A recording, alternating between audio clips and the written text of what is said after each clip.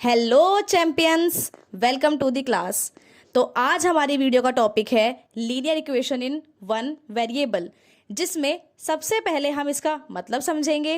Then हम सीखेंगे equation को कैसे सोल्व करते हैं विद टू गोल्डन रूल्स, और ये हम step by step level by level करेंगे ताकि तुम्हारे कोई भी डाउट ना बचे। तो चलो वीडियो को स्टार्ट करते हैं बिल्कुल ही बेसिक से। तो सबसे पहले समझते हैं कि क्या मतलब है linear equation in one variable से। तो जो हमारा पहला वर्ड है वो है हमारा वेरिएबल। तो वेरिएबल का मतलब क्या होता है? वेरिएबल ऐसी चीजें होती हैं जो कि बदलती रहती है, कंटिन्यूअसली जो चेंज होती रहे उनको हम वेरिएबल कहते हैं। या हम बोल सकते हैं कि जो चीजें कांस्टेंट नहीं होती या फिर फिक्स नहीं होती उनको हम वेरिएबल कहते हैं। अगर हम मैथ्स में इसको समझने की कोशिश करें तो जब भी हम मैथ्स के अंदर नोटिस किया होगा कि हम लेटर्स का यूज करते हैं, जैसे एक्स, पी, जेड, ये सब हमारी क्या होती है? ये सब हमारे वेरिएबल्स होते हैं, क्योंकि हमें एक्चुअली में नहीं पता होता कि ये वैल्यूज क्या है, इसीलिए हम इनको लेट कर लेते हैं कि ये एक्स रहा होगा, पी रहा होगा। जबकि जो हमारे कांस्टेंट होते हैं वो होते हैं जैसे कि 5, -100, ये एग्जैक्ट वैल्यूज है, इनको हम कांस्टेंट कहते हैं। तो अगर हम सिंप्लीफाई करें तो जितने भी हमारे मैथ्स के नंबर होते हैं वो कांस्टेंट वैल्यूज होती है, जबकि जितने भी हमारे अल्फाबेट्स होते हैं वो सब वेरिएबल्स होते हैं। नेक्स्ट हम चलते हैं सेकंड वर्ड पे, इक्वेशन। इक्वेशन का मतलब होता है एक ऐसा एक्सप्रेशन जिसमें लेफ्ट हैंड साइड में कुछ रिटर्न हो, राइट हैंड साइड में कुछ रिटर्न हो, और उनके बीच में किसका साइन हो? इज इक्वल्स टू का। तो अगर हमें इज इक्वल्स टू का साइन दिखाई देता है, इसका मतलब वो क्या है? वो एक इक्वेशन है। एग्जाम्पल के लिए 2x इज इक्वल्स टू 10, ये एक इक्वेशन है। ये भी क्लियर हो गया। अब लास्ट में समझते हैं लीनियर। लीनियर शब्द का क्या मतलब होता है? लीनियर शब्द का मतलब है कि जो हमारा वेरिएबल है उसकी जो एक्सपोनेंट होगी या फिर जो उसकी डिग्री होगी वो क्या होनी चाहिए? 1। तो जो हमारा वेरिएबल है अगर उसकी जो डिग्री है वो 1 होती है तो उसको हम बोलते हैं लीनियर। अगर किसी वेरिएबल की डिग्री जो है वो 2 होती है तो उसको हम लीनियर नहीं क्वाड्रेटिक बोलते हैं। आई होप कि सारे वर्ड्स जो है वो तुम्हें क्लियर हो गए हैं। अब इसको समराइज करते हैं। देखो, ये एक ऐसा मैथमेटिकल पजल है जिसके अंदर हमारे पास जो इक्वेशन है उस इक्वेशन के अंदर एक अननोन वेरिएबल है, जिस अननोन वेरिएबल की जो डिग्री है वो कितनी है? वो 1 है, और हमें उस अननोन वेरिएबल की क्या करनी होती है? वैल्यू को फाइंड करना होता है। तो जब भी हम किसी इक्वेशन को सोल्व करते हैं तो हमें इन 2 गोल्डन रूल्स पे कमांड होनी चाहिए। हमारा पहला रूल ये कहता है कि जब भी हम इक्वेशन के लेफ्ट टू राइट या राइट टू लेफ्ट मूव कर रहे होते हैं तो वहां पर हमारे साइन जो होते हैं वो चेंज होते हैं। जैसे कि अगर कोई वैल्यू प्लस की है उसको हम इक्वल्स टू से दूसरी तरफ लेके जा रहे हैं तो वो बदल के माइनस हो जाएगी। अगर कोई वैल्यू माइनस में है तो वो उधर जाके किसकी हो जाएगी? प्लस की हो जाएगी। सिमिलरली ऐसे ही मल्टीप्लाई वैल्यू, जो वैल्यू मल्टीप्लाई कर रही है वो डिवाइड करेगी, और जो वैल्यू डिवाइड कर रही थी वो इक्वल्स टू के दूसरी साइड पे जाके मल्टीप्लाई करेगी। तो ये हमारा रूल 1 कहता है। जैसे कि एग्जाम्पल लेते हैं, 2x + 10 इज इक्वल्स टू 5। अब यहां पर जो ये 10 है, ये यहां पर इसके आगे क्या साइन लिखा हुआ है? प्लस का। अगर मैं इसे इक्वल्स टू के दूसरी तरफ लेके जाऊं तो ये कैसे बन जाएगा? ये बनेगा ऐसे, 2x इज इक्वल्स टू 5, ऐसे का ऐसे ही रहेगा क्योंकि उसने अपनी जगह चेंज नहीं करी है।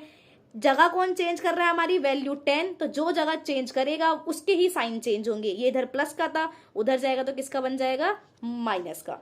तो आई होप कि तुम्हें क्लियर हुआ होगा। तो अब देखते हैं कि हमारा रूल नंबर 2 क्या कहता है। हमारा रूल नंबर 2 ये कहता है कि जैसे अभी हमने एक इक्वेशन देखी थी, इस इक्वेशन के अंदर हमने मूव किसको कराया? x को कराया। हमने ऐसा क्यों नहीं किया कि 2x + 10 इज इक्वल्स टू 12, या फिर हमने 12x क्यों नहीं लिखा? ऐसा क्यों हुआ कि हमें इस 10 को दूसरी तरफ मूव करना पड़ा? तो देखो, इसका रीजन ये है कि जो हमारा 2x और 10 जो है ना, ये दोनों अनलाइक टर्म्स है। अब ये क्या होता है? देखो, हमारी 2 टाइप की टर्म्स होती है, एक होती है लाइक और दूसरी होती है अनलाइक। और प्लस और माइनस जो है ना वो हमेशा ही लाइक टर्म्स के बीच में होता है। हम कभी भी अनलाइक टर्म्स के बीच में प्लस या फिर माइनस नहीं कर पाते हैं। एक बार समझते हैं कि लाइक और अनलाइक होती कैसे हैं। देखो, अगर हमारे पास कोई नंबर है जैसे कि 2 और 5, ये दोनों आपस में क्या है, लाइक है, क्योंकि ये दोनों कांस्टेंट नंबर है। अगर मैं लिख दूं 3x और 4x, तो ये दोनों भी क्या होंगे, लाइक होंगे। कैसे? क्योंकि इनके पीछे जो वेरिएबल आया है वो क्या है, वो सेम है। ठीक है, अगर मैं लिखूं 3x और 4x स्क्वायर, तो ये दोनों क्या होंगे, लाइक या फिर अनलाइक। तो एक्चुअली में इनके पीछे जो अल्फाबेट लिखा है वो तो सेम है, बट उनकी जो डिग्री है वो सेम नहीं है, इसलिए ये भी क्या होंगे, अनलाइक होंगे। तो अगर मैं तुम्हें समराइज करूं तो लाइक टर्म्स वो टर्म्स होती हैं जिनके जो अल्फाबेट्स होते हैं वो बिल्कुल सेम होते हैं, साथ ही साथ उनकी जो डिग्री होती है अल्फाबेट्स के ऊपर वो भी सेम होती है। या फिर सिंपली अगर वो कांस्टेंट नंबर है तो भी हम उनको क्या बोलेंगे, लाइक टर्म्स बोलेंगे। और हमेशा याद रखना है कि प्लस और माइनस हमेशा ही लाइक टर्म्स के बीच में पॉसिबल हो पाती है। तो अगर तुम्हें दो गोल्डन रूल्स बिल्कुल अच्छे से क्लियर हो गए हैं तो अब हम किसी भी इक्वेशन को बड़ी इजीली सोल्व कर लेंगे। तो चलो अब एक एक करके इक्वेशन को सोल्व करना सीखते हैं। पहले हम करेंगे लेवल 1 के क्वेश्चन, जिसमें हमारा पहला क्वेश्चन है x minus 11 is equal to 7। ये मेरी इक्वेशन है। देखो अब इस इक्वेशन को देखो कैसे सोल्व करते हैं। सबसे पहले मुझे वैल्यू किसकी निकालनी है, इस वेरिएबल की वैल्यू निकालनी है। अब x में से 11 तो माइनस नहीं हो पाएगा, क्यों? क्योंकि ये दोनों कैसी है, अनलाइक टर्म्स है। तो अब हम क्या कर सकते हैं, अब हम ये कर सकते हैं कि हम 11 को यहां से मूव करा सकते हैं राइट हैंड साइड पर।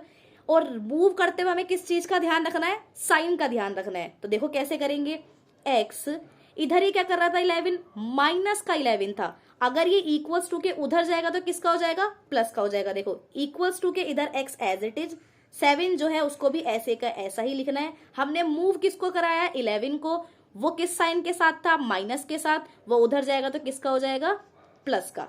अब हम क्या करेंगे, x को ऐसे ही लिखेंगे, इज इक्वल्स टू का साइन ऐसे ही लगाया, 7 प्लस 11 क्या हो जाएगा, कितना जाएगा, 18। और ये हमारी वैल्यू किसकी निकल गई, x की। अब ऐसे ही नेक्स्ट क्वेश्चन देखते हैं। देखो क्वेश्चन नंबर 2, ये हमारा है 11z इज इक्वल टू 121। यहाँ पर भी हम क्या करेंगे, इस z की वैल्यू को फाइंड करेंगे। देखो z और 11 के बीच में ना ही प्लस का साइन है ना ही माइनस का साइन है। अगर ये डिवाइड में होता तो ये कुछ ऐसे लिखा होता। जब भी हमें कोई साइन ना दिखाई दे किसी नंबर और अल्फाबेट के बीच में तो बेसिकली हम उसको मल्टीप्लाई मानते हैं।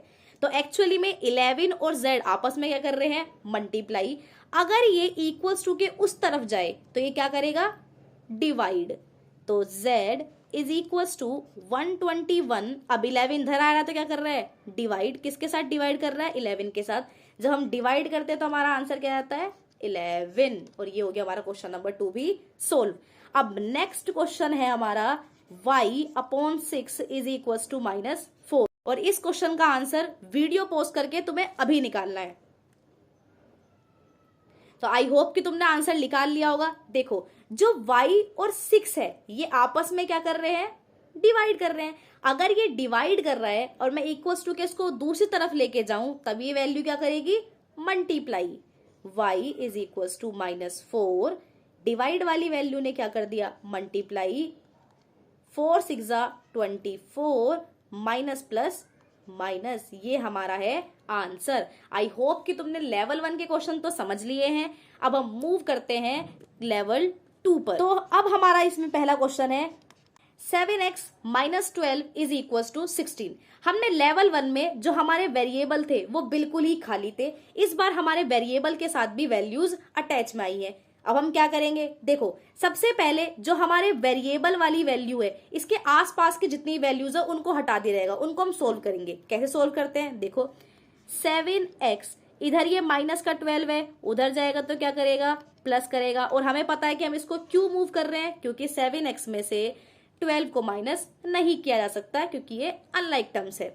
अब 7x तो ऐसे ही रहेगा, 16 में 12 ऐड करेंगे तो कितना रहेगा, 28। अब लास्ट में क्या करेंगे, अभी मैंने समझाया, जब एक वेरिएबल या फिर अल्फाबेट और नंबर के बीच में कोई साइन ना हो तो बेसिकली वहां पर क्या हो रहा होता है, मल्टीप्लाई। अगर ये 7 इधर मल्टीप्लाई कर रहा है उधर जाने पे क्या करेगा, डिवाइड।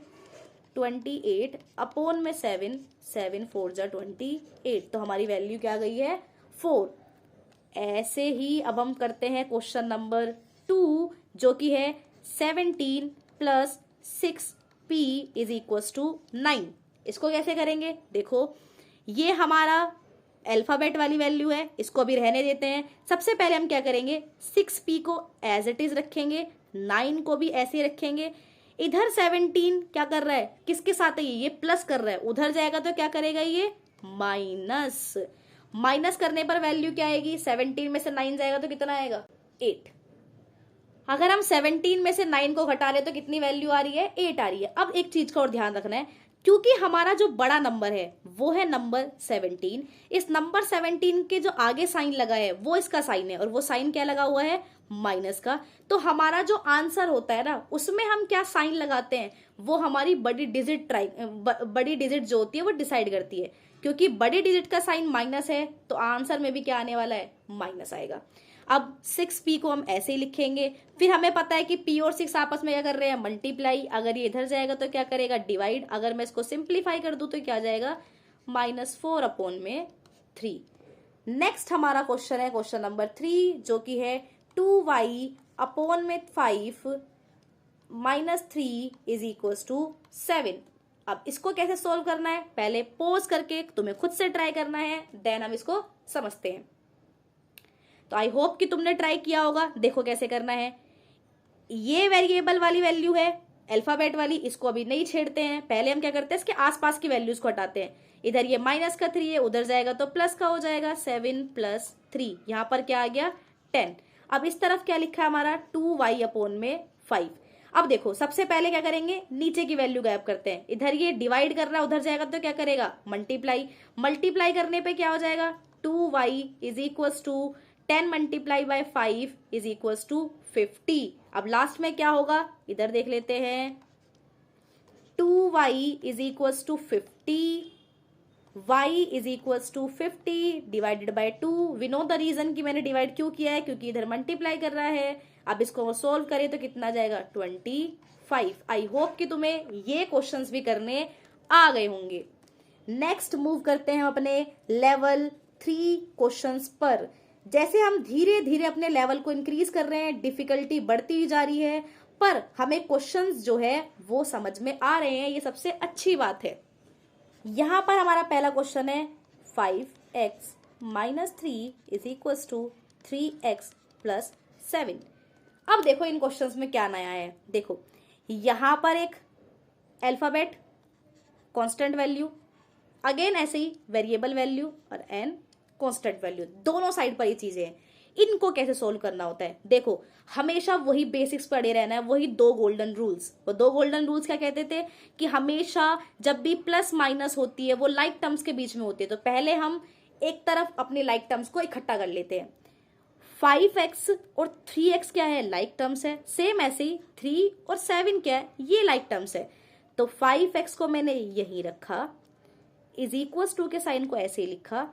मैं क्या कर रही हूं, मैं इस 3x को इस तरफ ला रही हूं। अगर मैं इस तरफ लाऊंगी तो पक्का इसका साइन चेंज होगा। ये पहले किसकी है, माइनस तो लिखा नहीं है, मतलब प्लस की वैल्यू है, ये इस तरफ आएगी तो क्या हो जाएगी माइनस हो जाएगी। सेम ऐसे ही 7 तो पहले से इस तरफ था तो मैंने इसको यही रहने दिया।